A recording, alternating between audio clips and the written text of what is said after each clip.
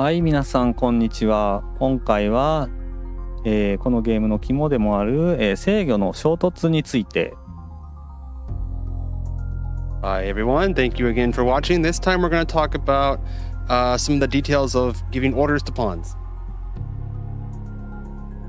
はい、このゲームは、シャーロック側、モリアーティ側お互いに、ポーン盤上にいるこの人物たちキャラクターたちですね、これを、それぞれ任意に動かすことができるわけですけれども、 So yes, both Sherlock and Moriarty are able to give instructions to all of the pawns on the map. シャーロックとモリアーティが同じポーンを動かそうとした時、これを制御の衝突と呼びます。So yeah, if you have sometimes you can have both Sherlock and Moriarty give instructions to the same pawn, and this is called a command overlap. この制御の衝突が起きた時に、どうなるか、チュートリアルにも触れていますけれども、改めておさらいしようと思います。So what exactly happens when you have a command overlap? That's something that's explained in the tutorial, but we will also give details about that here.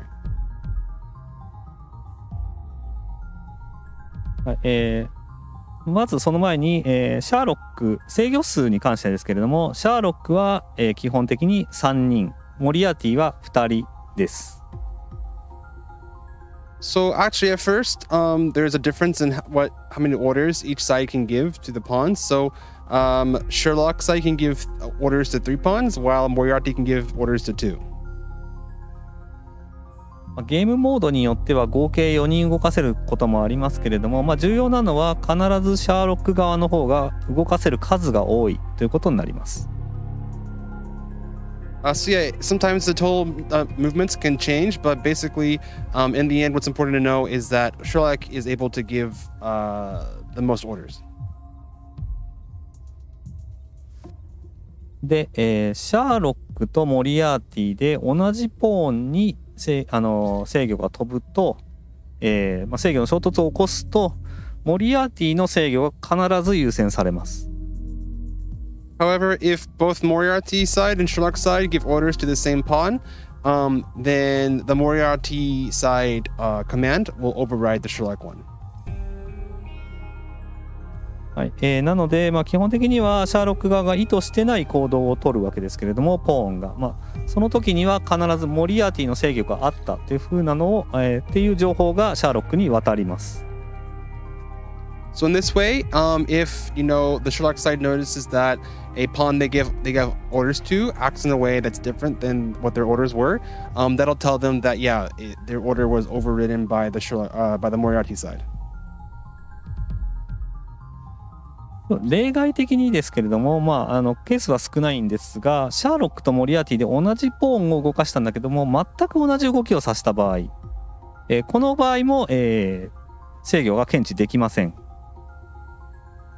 However, of course, there are exceptions. This is kind of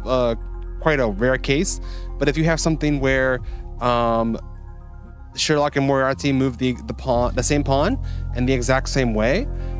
in that case, you actually would not be able to tell that your order was overridden by Moriarty. はい、またシャーロックが複数体いる場合、複数プレイヤーでシャーロックを、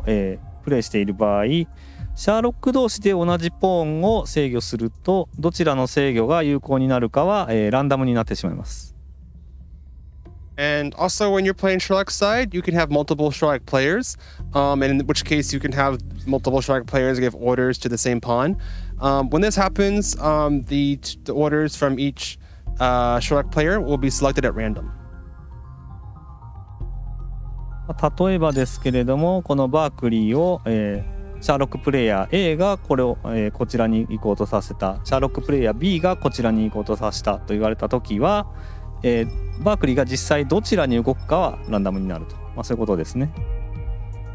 So, for example, if you have Sherlock player A who gives orders to Berkeley to go to the left, and then Sherlock player B tells Berkeley to go to the right, which direction he ends up going will actually be decided randomly. 制御が上書きされたというか、自分の意図通りに動かないけれども、モリアーティの制御を検知してない場合は、シャーロック同士で制御がかぶったということになるので、Yeah, so when this happens, this is going to be an overridden, like it's, the Sherlock players have their orders overridden by each other rather than Moriarty. はい、モリアーティの制御を検知してないのに意図通りじゃない動きをした場合は、そのプレイヤーは、シャーロックである可能性が高いと。So yeah, if you have something where the pawn moves in a way that you weren't expecting, but it's not revealed that it was done by Moriarty, that means that it's very likely that it was overwritten by another Sherlock player. ややこしいですけどもね、こういうふうに整理していただければと思います。So yeah, it can get kind of confusing, but yeah, just keep this in mind. はい。で、制御が衝突すると、初回は情報が落ちるので、シャーロック側にも、メリットがあります。So yeah, even though the commands can be overridden, it'll give you information on the details of the pawns and stuff, so that's actually something beneficial to the Sherlock player. モリアーティはターゲットだけは動かせないので、モリアーティによって動かされたということは、そのポーンはターゲットではないというやつですね。So for example, the target cannot be given commands by the Moriarty side. So if Moriarty does override your orders to a certain pawn, that'll tell you that that pawn is not the target. はい。ただし、2回目以降同じポーンでの、モリアーティによる制御の上書きが発生してしまうと、シャーロック側は手を一手ずつ潰されていくので、基本不利になっていきます。However, beyond the first time this information is revealed, if you try to move that same pawn that you know is not the target, Moriarty can just continually kind of cause trouble for you and override your commands. So in that way, it's not advantageous to the Sherlock side. なので、非ターゲット確定ポーンを動かそうとするとき、シャーロック側が動かそうとするときは、結構注意が必要ですね。So in other words, you have to be kind of careful when you are deciding to move a pawn that you know is not the target. 逆にモリアーティ視点では、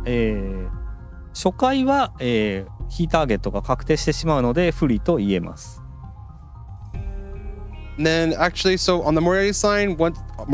once it's revealed that a pawn is not the target, it actually is a disadvantageous to the Moriarty side. そうなんですけど、2回目以降は、シャーロックに情報落ちないので、自由に動かせる駒が増えたと考えた方が良いですね。But again, when you think about the fact that as Moriarty, you can pretty much freely move any pawn that's not the target, you can kind of consider this as a pawn that you now can move as freely as you wish. 特に、非ターゲット確定ポーンが凶器を持っていると、シャーロックは必ずそいつ警戒しなければならないので、うまく脅しに使いましょう。Yeah, so for example, if you have that pawn which is now having a weapon, Sherlock will kind of not be too worried about it. So yeah, you can kind of move it freely as you wish.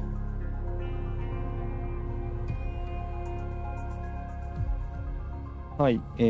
それでですね、ちょっと待ってくださいね。はい、あとは、3人シャーロックが例えば制御したけれども、制御の衝突が起きなかった場合。So yeah, if you have the 3 Sherlock players and you actually don't have something that's overwritten. この場合は、基本的にはシャーロック側が制御していない側の3人のうち2人を、モリアーティが動かしたと考えると良いでしょう。But then you can kind of consider that this is something that something that was moved by the Moriarty side that was not touched by the other Sherlock players. 例えばアガサ、バークリー、カトリーヌをシャーロックが制御してそれが意図通りだった場合。For example, if Agatha, Berkeley, and Catherine move as you would expect based on the commands. モリアーティはドロシー、エラリー、フリーマンのうち誰か2人を動かしたという可能性が非常に高いです。That would mean out of the other pawns, Dorothy, Ellery, and Freeman, at least of those three, two of them were most likely moved by Moriarty. もちろん一番最初に言った全く同じ制御をした場合は検知できない、衝突を検知できないので、その可能性がアガサ、バークリー、カトリーヌに含まれていることも考えられますけど。However, as we mentioned, there is the rare case of a pawn receiving the exact same command from the Moriarty side. So Agatha, Berkeley, or Catherine could have received orders that were exactly the same. 可能性としてはかなり低い部類に入りますね。But again, this instance of this thing happening is quite rare. はい。あとは時間切れ等で制御を放棄した場合。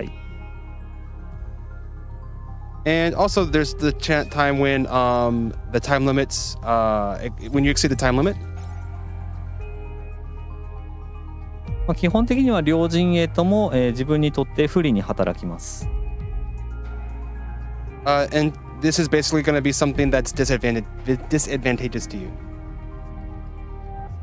まずシャーロック側の視点ですけれども、シャーロックの制御が入っていないということはモリアーティとのバッティングが検知できないので手がかりが落ちません。So for example, if you end up not giving all of your orders, that means you have reduced information from the Sherlock side because you won't be able to, determine maybe what orders were given by the Moriarty side. そして、モリアーティサイドでいうと、プレイヤーが制御しなかった場合でもモリアーティが、自発的にというか勝手に、2体までは動かしてしまう。And yeah, for Moriarty, even if you don't give commands, then you'll still have kind of two pawns which are moved by your side automatically. なのでモリアーティ側にとっても衝突のリスクを避けられるわけではないです。So you still wouldn't necessarily be avoiding the potential of your overridden commands, being found out by the other side. なので、どちらの陣営でも、なるべく操作はした方が良いですね。So in other words, yeah, it's most advantageous for both sides to use all of their commands. はい、ということで今回は、制御の衝突についてでした。はい、今回は以上となります。ご視聴ありがとうございました。All right, and that about wraps up for this video. So thank you again for watching.